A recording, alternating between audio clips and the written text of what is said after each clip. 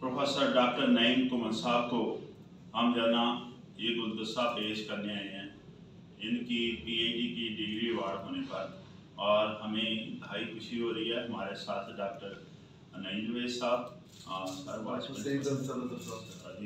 और sir doctor Salim साहब, हम सब जो है ना गुलदस्ता पेश कर रहे हैं इनकी आनर में।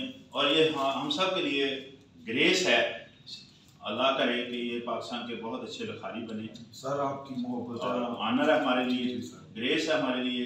और मैं चाहूँगा मोहतरम प्रिंसिपल साहब कोई एक दो डायलॉग सर अपनी।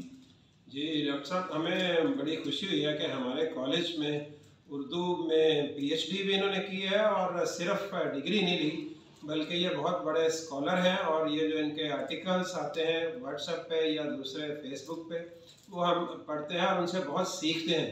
ये एक तरह से हमारे उस्ताद भी हैं उर्दू और पंजाबी। ये इनके लिए हमारी नेक तमन्नाएं हैं।